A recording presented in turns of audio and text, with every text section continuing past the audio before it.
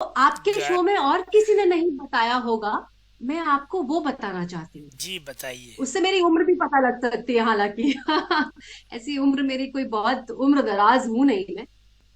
तो वैसे ही कोरा कागज में मेरा एक बहुत ही अहम भूमिका है।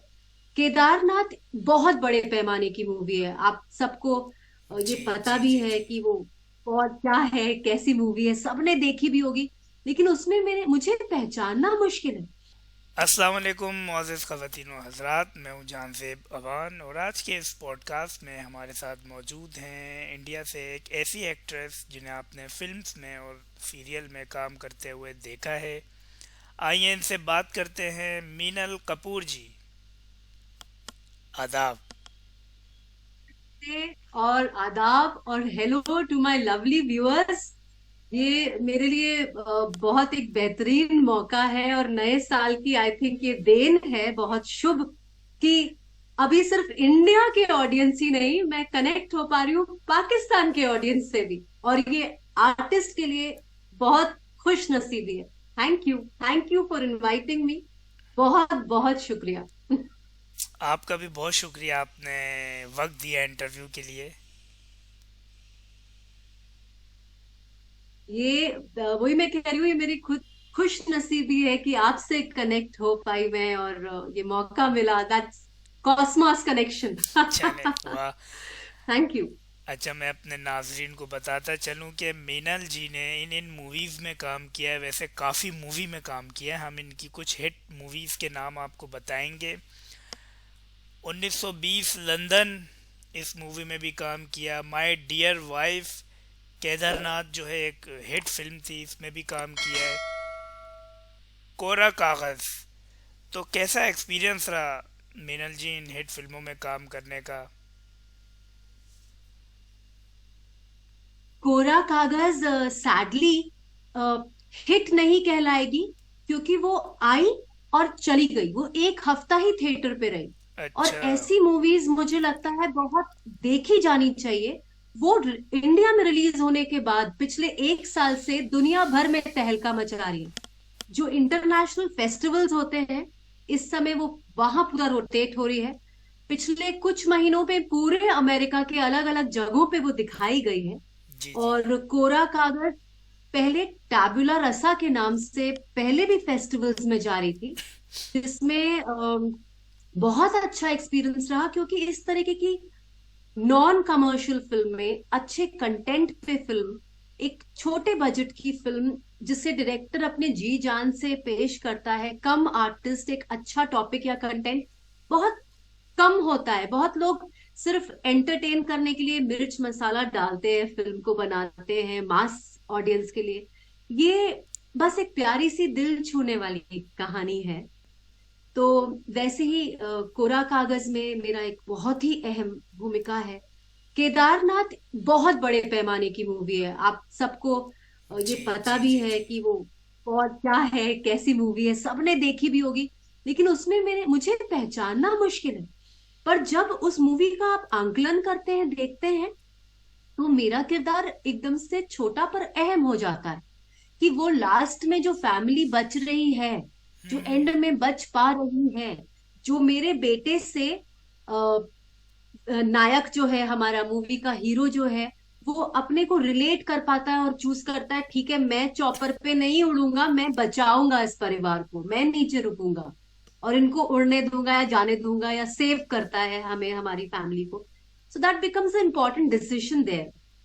वैसे ही बाकी जो फिल्में आपने नाम लिया, माय डियर वाइफ में मेरा लीड रोल है। वाइफ मैं ही उसमें हूँ, और पूरी फिल्म मेरे ही इर्द गिर्द मुझे केंद्रित रखते हुए आई एम द प्रोटैगनिस्ट, मैं हीरोइन हूँ उस मूवी की। लेकिन माय डियर वाइफ भी 22 festival all over the world में मतलब शिरकत की उसने। उस शिरकत के बावजूद रिलीज नहीं हो पाई इंडिया में। आप सोचिए, अच्छा। क्योंकि उसमें नायिका कौन है? मीनल कपूर। और मीनल कपूर कोई स्टार नहीं है। हमारे हीरो भी जो है उसमें, मेरे हस्बैंड जो प्ले कर रहे हैं, वो भी एक टेलीविजन फेस हैं। और अच्छा। दूसरे भी जो दो आर्टिस्ट हैं वो कैरेक्टर आर्टिस्ट हैं। सो इट्स वेरी डिफिकल्ट इस किस्म की फिल्मों का रिलीज हो पाना एक प्लेटफॉर्म पे या बड़े पर्दे पे, सिनेमा जगत के बड़े पर्दे या थिएटर में जी रिलीज जी। हो पाना, आपके इस चैनल के माध्यम से मैं डायरेक्टर्स को कहना चाहूंगी कि एक्सप्लोर करिए भाई मुझे, और ट्राई करिए अलग अलग चीजों में। तो ये आप इंडियन डायरेक्टर को पैगाम दे रही हैं या पाकिस्तानी डायरेक्टर को? सारे डायरेक्टर्स को मुझे अच्छा। लगता है ये पैगाम वर्ल्ड में भी देना चाहिए। सही। आप बतौर आर्टिस्ट जब एक किस्म के काम करने लगते हैं ना, हम्म। तो बहुत जल्दी लोग आपको सिर्फ उसी ढर्रे उसी ढांचे में देखना शुरू कर देते हैं, और आपको उसी अप्रोच उसी किस्म के काम मिलते हैं। लेकिन मुझे बहुत मन करता है कि मैं एक चोगा उतारूं और दूसरे में अपने पहनूं, मुझे बहुत बोर हो जाती हूँ मैं। आपको बताना चाहूंगी, मैंने एक्टिंग इसीलिए चूज करी है कि मैं अलग अलग किरदारों के मतलब होता ना, स्टेप इनटू देयर शूज, मैं उनके जीवन जी सकूं, उसका अनुभव ले सकूं, वो अलग दिखूं करूं, तब तो मैं बोर नहीं होंगी। नहीं तो मैं एक जैसा करने लगूंगी तो मैं बोर हो जाऊंगी। मीनल जी, मैं ये कहना चाहूँगा कि हमारे शो की एक छोटी सी रिवायत है। हम जिस मेहमान को इनवाइट करते हैं, हम उनसे जी जी। हम उनसे दो फरमाइश करते हैं। या तो हमें गाना सुनाया जाए या तो कोई अच्छा सा शेर सुनाया जाए। तो क्या आप चूज करेंगी? काश मुझे ये पता होता तो मैं सच में शेर सुनाना बहुत बहुत पसंद करती। अ, मैंने खुद कुछ लिखा है, लेकिन मेरे हस्बैंड बहुत अच्छे लेखक हैं, राइटर हैं, वो गाने लिखते हैं। मैं डेफिनेटली प्रिपेयर्ड रहती, उनका गाना कुछ उनका लिखा हुआ पढ़ती या सुनाती। लेकिन अभी मुझे कुछ भी याद नहीं। अचानक चीज आई है, दो हाँ, लाइनें कुछ मुझे सुना दें। से याद नहीं है। उससे पहले मैं जो आपके गा शो में और किसी ने नहीं बताया होगा, मैं आपको वो बताना चाहती हूँ। जी बताइए। उससे मेरी उम्र भी पता लग सकती है, हालांकि ऐसी उम्र मेरी कोई बहुत उम्र दराज हूं नहीं मैं। लेकिन जब मैं छोटी सी बच्ची थी, बहुत ही छोटी, जी जी जो जब यहाँ इंडिया में, भारत में वीसीआर पे कैसेट लगा लगा के जी हम जी। लोग मूवीज या वीडियोस देखा करते थे, तब की बात है। मुझे हमेशा से मन था कि किसी तरीके से वहां बैठे हमारे पाकिस्तान में मैं दर्शकों, मतलब या वहां के मीडिया में कनेक्ट हो पाऊं। आप पता नहीं आपने देखा है कि नहीं, बकरा किश्तों पे एक बहुत कॉमेडी शो जी आता जी था, जी जी जी जी। जो ऑन स्टेज परफॉर्म करते थे और वो उमर शरीफ रिकॉर्डेड साहब होता का, था। उमर शरीफ साहब का ना? वो तो आर्ट बहुत बहुत बहुत देखा गया है। आर्ट ऑफ उनकी कॉमिक टाइमिंग, उनका परफॉर्मेंस, मतलब जब से मैंने स्टेज या थिएटर एक्सपीरियंस नहीं किया या देखा नहीं जी था, जी जी। बतौर छोटे बच्चे हम वो देखते थे, उससे इंस्पायर हुए। या तब शोज हुआ करते थे जो मैंने देखे, अनकही, धूप छांव, जी जी जी जी जी परछाइयां। जी। जी, ये मैंने ऐसा ही है। पूरे पूरे किश्ते, इसके पूरे पूरे एपिसोड्स देखे हैं। मेरी मम्मी, मेरी नानी, हम सब साथ में बैठ के ये देखा करते थे। अच्छा, पाकिस्तान के बारे में और पाकिस्तान के लोगों को क्या पैगाम देना चाहेंगे? इस वक्त आपको सब देख रहे हैं।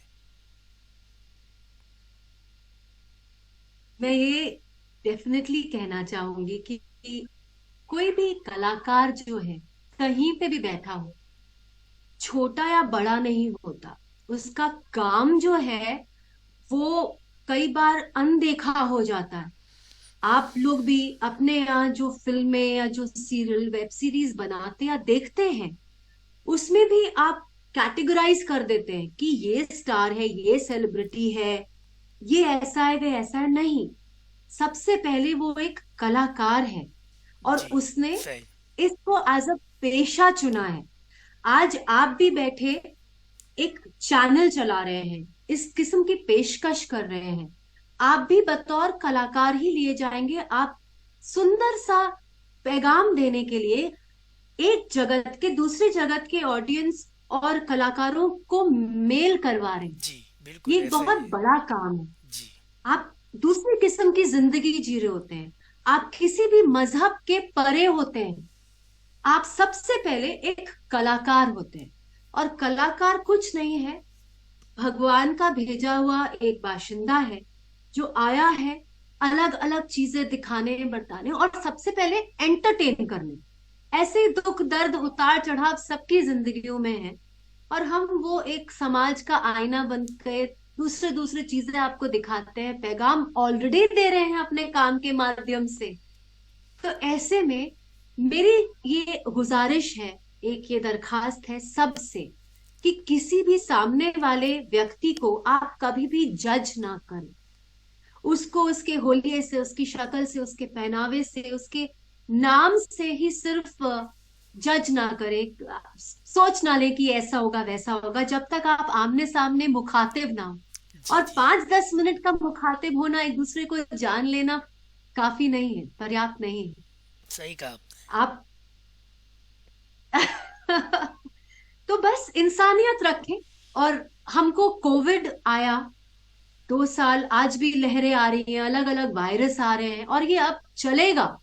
ये दौर, ये इस किस्म के वायरस का आना, आजकल कोई युद्ध बैटल फील्ड में जाके नहीं करता है वेपन्स उठाकर। हालांकि न्यूक्लियर वॉर्स हो रहे हैं, कहीं कहीं कोल्ड वॉर्स हो रहे हैं, लेकिन फिर भी ये जमाना है अब इस किस्म के वॉर का। तो आप इसको, इसकी अहमियत को समझें कि किस तरीके से हमें जुड़े रहना है इंसानियत के तरीके पे। क्योंकि ऑलरेडी हमारी जिंदगी में एक तो हम लड़ रहे हैं जंग, रोज अपने सर्वाइवल की जंग लड़ रहे हैं, फिर पॉलिटिकल जंगें आसपास हमारे लड़ी जा रही है। तो ऐसे में कम से कम जो वायरस भेजे जा रहे हैं और जो तकलीफों का सामना हम कर रहे हैं, कितने लोगों को हम खो बैठते हैं, हमारे फोन बुक से लोग गायब हो गए हैं जी पिछले, जी हमेशा जी ये जी देखा जी गया। जी जी जी।